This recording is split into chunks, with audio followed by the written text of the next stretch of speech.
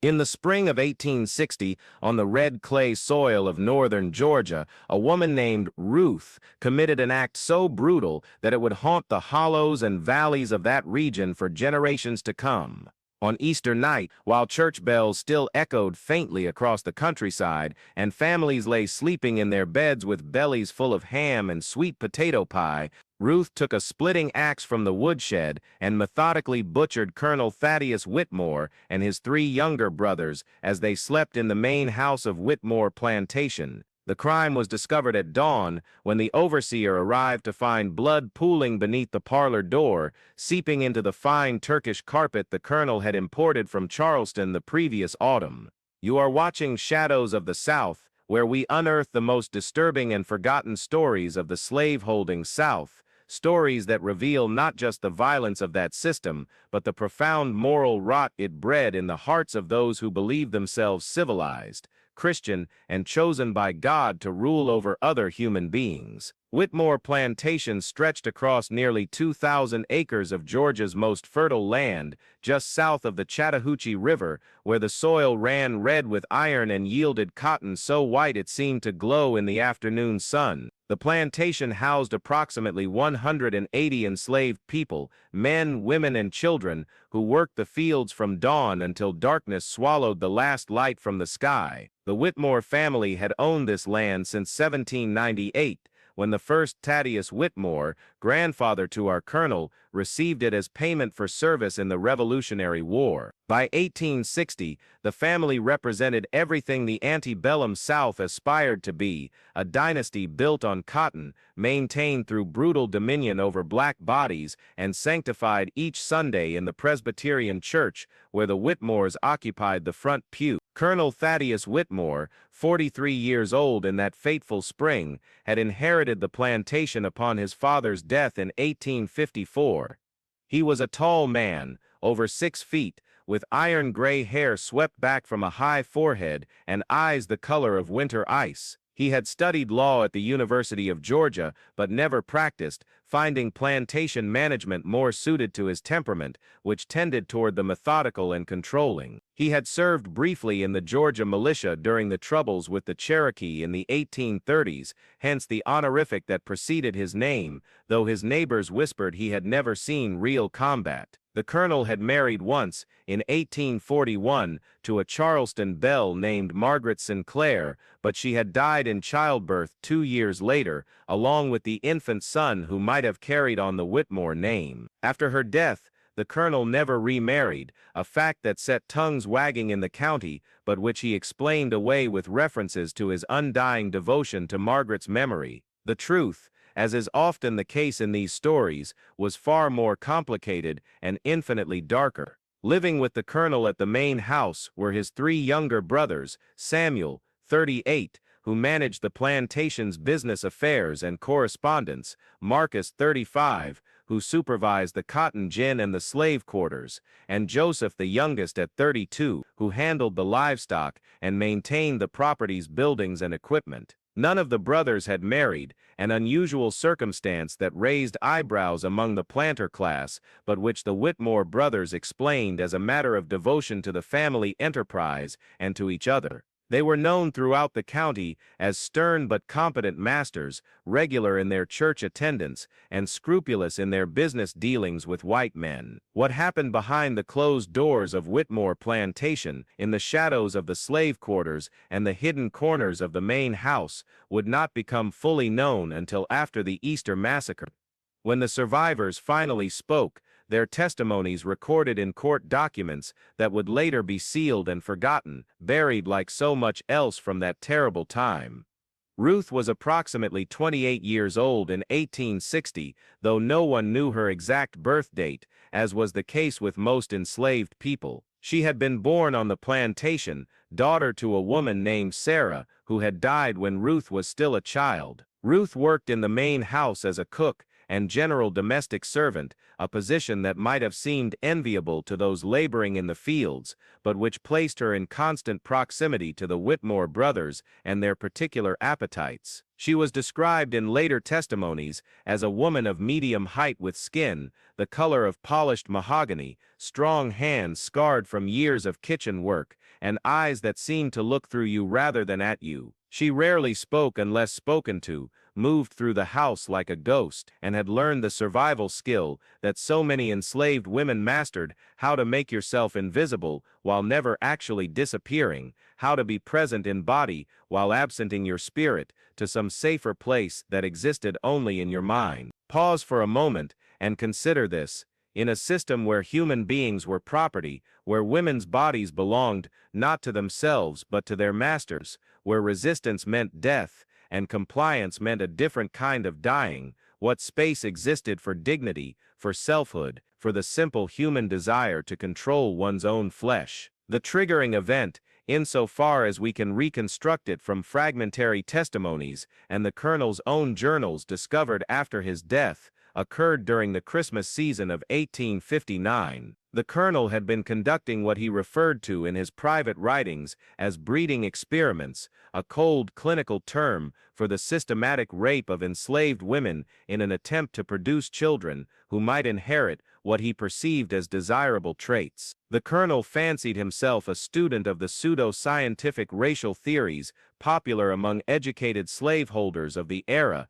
theories that attempted to justify slavery through spurious biological arguments. He kept detailed records of which enslaved men and women he forced into couplings, noting physical characteristics, temperaments, and the outcomes of these unions with the same detached interest a farmer might show in breeding cattle. Ruth had been subjected to the Colonel's attentions since she was 15 years old, but in December 1859, the Colonel implemented what he called in his journal the Brotherhood Protocol. He recorded that he had decided his brothers should share in the improvement of the stock, and that Ruth, being the finest specimen in the household, of superior intelligence and strong constitution, would be made available to all 4 brothers on a rotating schedule. The journal described this arrangement in language so cold and bureaucratic that it's almost impossible to connect it to the reality of what was being described: the systematic scheduled rape of a woman by 4 men who believed themselves Christians and gentlemen. The protocol began on January 1, 1860. Each brother would have access to Ruth on assigned nights of the week. The Colonel took Monday and Thursday, Samuel took Tuesday, Marcus took Wednesday, Joseph took Friday and Saturday. Sundays, the journal noted with grim irony, were reserved for rest and worship. Ruth was instructed to present herself at the specified brother's bedroom at 9 o'clock in the evening and was not to leave until dismissed. She was forbidden to speak of the arrangement to anyone, under threat of being sold away from her elderly father, Ben, who still worked in the plantation's carpentry shop, despite being nearly 70 years old, and suffering from rheumatism that bent his hands into claws. The implementation of this protocol was facilitated by the isolation of the main house. The nearest neighboring plantation was 3 miles distant, and the overseer, a white man named Dutch Carver, who lived in a separate cabin near the slave quarters, concerned himself only with field work and discipline among the enslaved population. What happened in the main house after dark was the Colonel's private business, and Dutch Carver knew better than to ask questions. The house servants, a boy named Moses, who was perhaps 14 and did general cleaning and maintenance, and an older woman named Delilah, who did washing and mending, understood that their survival depended on seeing nothing, hearing nothing, and speaking nothing. For 3 months, from January through March, Ruth endured the protocol. We know this from the testimony she gave after her arrest, testimony that was so shocking to the white men who heard it that the court recorder noted several times that observers had to leave the courtroom, unable to bear the details. Ruth described not just the physical violation, though that alone would have been sufficient to break many people, but the psychological torture of the arrangement. Each brother had his own particular cruelties, his own way of exercising the absolute power he held over her body. The colonel was methodical and cold, treating the encounters as obligations to be fulfilled with the same efficiency he brought to plantation management. Samuel was drunk most nights and violent, leaving bruises that Ruth had to explain away to the other servants as accidents in the kitchen. Marcus was perhaps the worst, because he wanted Ruth to pretend she enjoyed it, demanded that she smile and speak words of affection, forced her to perform a grotesque pantomime of consent. Joseph, the youngest, sometimes wept afterward, claimed he hated himself for what he was doing, but never once failed to appear on his assigned nights, his guilt apparently insufficient to overcome his sense of entitlement to her body. Consider the mathematics of trauma: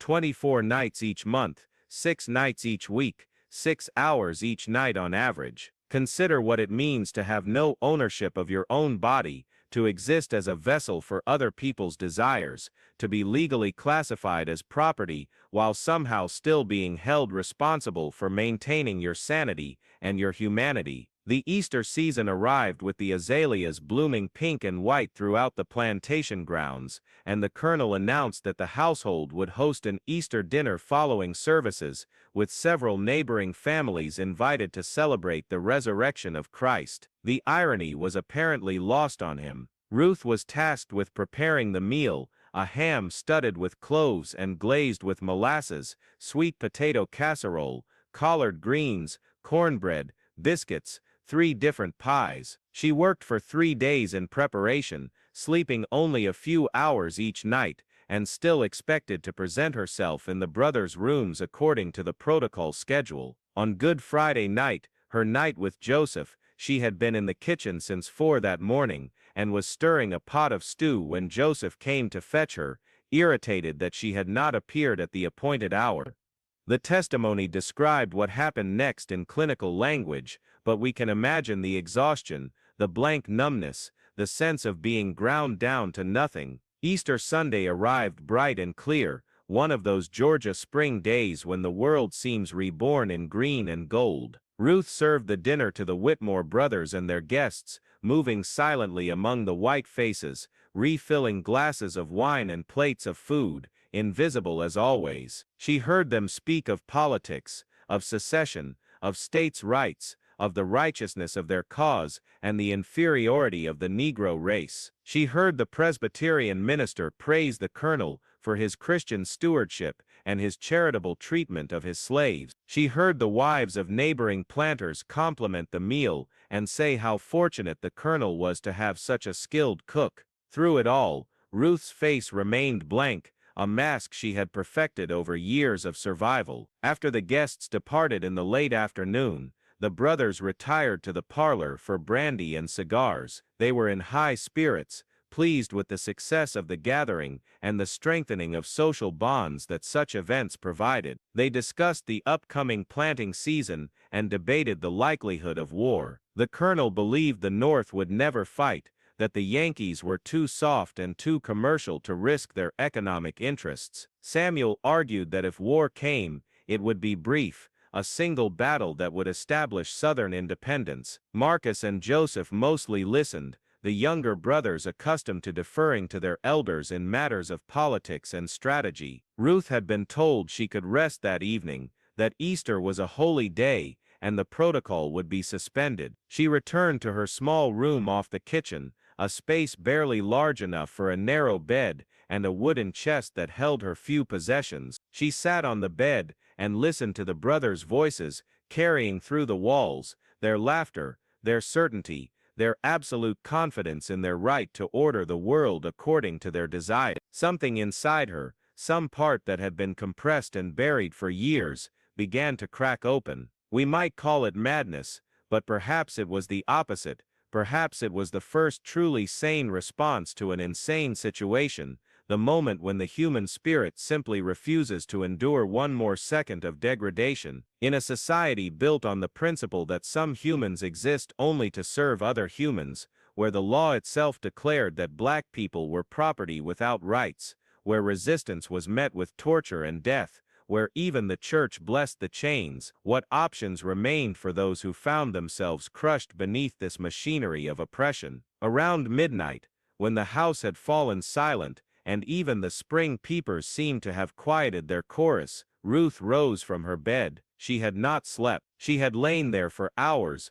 listening to the darkness, feeling something cold and hard forming in the center of her chest. She left her room and moved through the kitchen, her bare feet silent on the wooden floor. She stepped outside through the back door, crossed the yard to the woodshed where the tools were kept. There, hanging on the wall beside the saw, and the adze, and the plane, was the splitting axe, its blade recently sharpened by old Ben, its handle worn smooth from years of use. The thing about splitting axes is that they're designed to cleave wood with a single blow, to find the grain and separate fiber from fiber with brutal efficiency. The blade was heavy, the handle long enough to generate tremendous force. Ruth lifted it from its place on the wall. The weight of it in her hands must have felt like some terrible form of justice finally made manifest, like all the rage and grief and violation of her life, suddenly given physical form. She carried it back across the yard, through the kitchen, into the main hall of the house. The Colonel's bedroom was on the first floor, at the end of the main hallway. His brothers slept upstairs, each in his own room. Ruth moved first to the Colonel's door. It was not locked. Why would it be? He was the master, the authority, the law itself within the boundaries of his plantation. He had nothing to fear from his property, or so he believed. Ruth opened the door. In the testimony given later, she described the scene with an eerie calm, the Colonel asleep on his back, snoring softly, the moonlight coming through the window casting shadows across the quilted coverlet. She described raising the axe, feeling the weight of it, feeling the strength in her arms, strength built from years of lifting iron pots and scrubbing floors, and carrying water from the well. She brought the blade down. The coroner's report, which was later sealed by court order,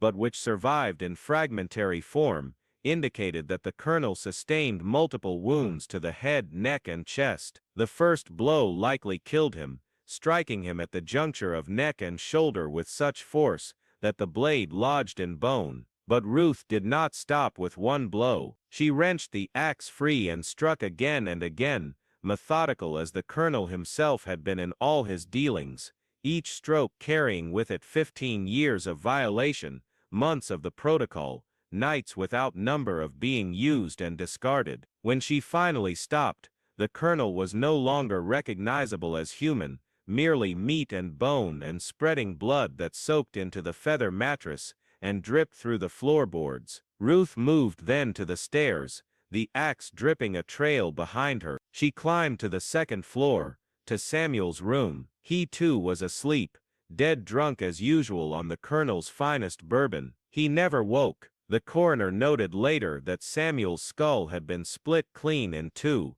a single blow of such power that it seemed impossible to attribute it to a woman, but the facts were undeniable. Ruth moved next to Marcus's room. Here there was a brief struggle. Marcus woke at the sound of his door opening, and had time to sit up in bed, to call out, perhaps to see Ruth standing there with the axe raised against the moonlight. The coroner reported defensive wounds on his hands and arms, evidence that he had tried to ward off the blows, but Ruth was unstoppable, driven by something that existed beyond reason or mercy, and Marcus too fell, his blood spraying across the wallpaper with its pattern of tiny roses. Joseph's room was the last. Joseph, who had wept with guilt but never once refused his turn, who had claimed to hate himself while continuing to exercise his right to Ruth's body. Joseph may have heard something, the sounds of violence from the other rooms, or perhaps he was simply a light sleeper. His door was locked from the inside, a pathetic barrier that Ruth demolished with several strikes of the axe, splintering the wood and tearing the lock from its mounting. Joseph was awake when she entered, had even armed himself with a brass candlestick from his nightstand. The struggle here was the longest. Furniture was overturned, the mirror smashed, but the outcome was never in doubt. Ruth was possessed of a strength that seemed to come from somewhere beyond herself, from all the women who had endured what she had endured, from all the mothers and daughters and sisters who had been property, who had been used and broken and discarded. When Joseph finally fell, Ruth stood over him and delivered a final blow with such force that the axe blade buried itself in the floor beneath his shattered skull. If you're still watching, stay with us. There are stories buried in our history that demand to be told, stories that reveal what happens when human beings are stripped of their humanity, and when the oppressors believe their power is absolute and divinely ordained. Subscribe to Shadows of the South to continue receiving accounts like this, testimonies recovered from sealed records and forgotten archives, evidence of what slavery truly was and what it cost all those who lived under its shadow. The house fell silent after that, a silence so complete that it seemed the world itself had stopped breathing. Ruth walked back downstairs, through the hallway where she had moved invisibly for so many years, through the parlor where the brothers had drunk their brandy and discussed their plans, into the kitchen where she had prepared thousands of meals. She cleaned the axe with a rag, replaced it in the woodshed, and returned to her room. She changed out of her blood-soaked nightdress and put on a clean work dress. She washed her hands and face in the basin. Then she sat on her bed and waited for dawn. Pause here and ask yourself, what is justice in a world where the law itself is unjust, where the legal system exists precisely to maintain the power of slaveholders over the enslaved, where there is no court that will hear your testimony, no sheriff who will protect you, no law that recognizes your humanity? The overseer, Dutch Carver, discovered the carnage at first light when he arrived at the main house to receive the day's instructions from the colonel. He found the blood seeping under the parlor door first, then traced it to its source. The screaming that followed brought the house servants running, brought Moses and Delilah, brought several field hands who had been on their way to the early work. What they found inside the house was so horrific that several of them vomited on the spot. Dutch Carver, a man who had witnessed and participated in the brutal whipping of slaves, who had seen men and women worked to death in the fields, who considered himself hardened to violence, stood in the colonel's bedroom and wept. Ruth was still in her room when they found her. She did not resist arrest, did not attempt to flee, did not even seem surprised when Dutch Carver and two field hands appeared at her door. She simply stood and walked with them to the overseer's cabin, where she was chained to a post to await the arrival of the sheriff. The news spread through the county with the speed of fire through dry grass. By noon, riders were carrying the story to every plantation within a day's journey. The Whitmore brothers, all four of them, butchered by one of their own slaves, a woman, a cook. On Easter night, the holiest night of the Christian calendar, the story was so shocking, so unprecedented, that many refused to believe it at first. The sheriff arrived by mid-afternoon, accompanied by the coroner and 6 armed deputies. They examined the scene,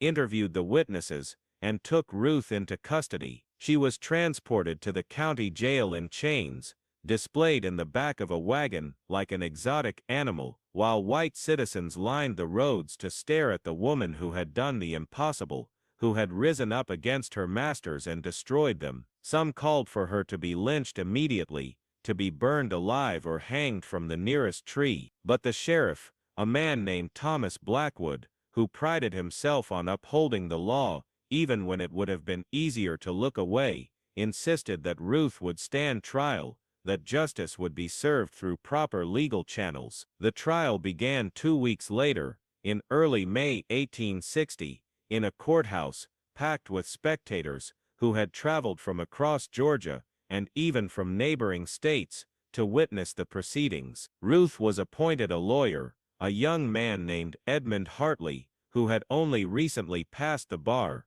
and who accepted the case only because his father, a judge, insisted that even a slave accused of murder deserved representation. Hartley was 24 years old, idealistic in the way young people sometimes are, and he believed in the system, believed that truth and justice could prevail even in the most difficult circumstances. The trial would teach him otherwise. The prosecution's case was straightforward.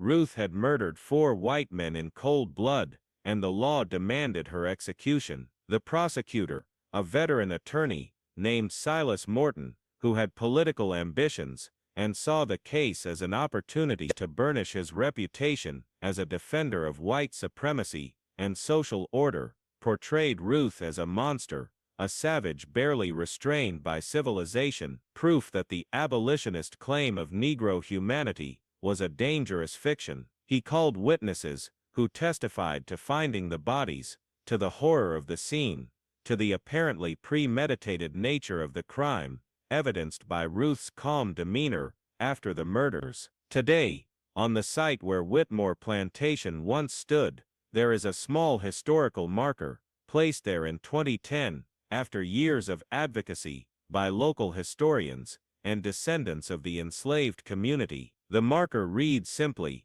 "Site of Whitmore Plantation, 1798 to 1860, home to approximately 180 enslaved people, site of the Easter Massacre of 1860, when Ruth, an enslaved woman, killed her four masters, a reminder of the violence inherent in the system of slavery, and the resistance of those who refused to be property." The marker was itself controversial, with some county residents arguing that it glorified murder and presented an unbalanced view of history, but it stands, a small acknowledgement of a truth that the South spent more than a century trying to forget. These stories matter because they reveal what slavery truly was, not the benign paternalism described in Lost Cause mythology, not the civilizing mission imagined by apologists, but a system of brutal exploitation maintained through violence, rape, and the absolute negation of black humanity. Ruth's story matters because it names what was usually unnamed: the sexual violence, the psychological torture, the reduction of human beings to instruments of white men's pleasure and profit. It matters because it shows that even in the most oppressive circumstances, resistance was possible, that the human will to be recognized as human could not be entirely extinguished, no matter how much force was brought to bear against it. The legacy of slavery persists in America more than a century and a half after its legal abolition. It persists in the wealth gap between white and black Americans, wealth that was built on stolen labor and has never been repaid. It persists in the trauma passed down through generations, the knowledge that your ancestors were property, that their bodies were used and discarded, that their children were sold away like livestock. It persists in the erasure of stories like Ruth's, in the impulse to forget uncomfortable truths, to present a sanitized version of the past that does not challenge contemporary comfortable narratives. But the past is not sanitized. The past is blood soaking through floorboards on Easter night. The past is women like Ruth, driven to unspeakable acts by unspeakable circumstances. The past is a foundation built on bones, and we live in the house that foundation supports. Ruth of Georgia, who killed her four masters on Easter night in 1860, was not a monster. She was a woman pushed beyond all human endurance, a woman who finally refused to accept one more violation, one more night of her body being used as property. Her act was terrible, yes, but it was born of a system that was infinitely more terrible, a system that had been violating her since she was 15 years old, that had stolen her childhood, her dignity, herself, everything that makes life worth living. The Easter Massacre was not the tragedy. The tragedy was the 15 years that led up to it, the system that made it inevitable, and the society that mourned four white men, while barely acknowledging the humanity of the woman they had destroyed. If this account has moved you, disturbed you, or made you reconsider what you thought you knew about American history, then it has served its purpose. These are not easy stories to tell or to hear, but they are necessary stories, testimonies that demand to be remembered. The South preferred to forget Ruth, and countless others like her, preferred to construct a mythology of noble lost causes, and happy slaves, and benevolent masters. But the truth, preserved in sealed court records and whispered memories, tells a different story, a story of violence and resistance, of human beings refusing to be property, even at the cost of their lives. This is the story we must remember, if we are to understand not just where we came from, but who we are, and what we might yet become. These stories reveal the price of power, the cost of oppression, and the silence that the South, for generations, preferred to the truth. Remember Ruth, remember all of them, remember what was done, and what it cost, and why we must never allow such systems to rise again.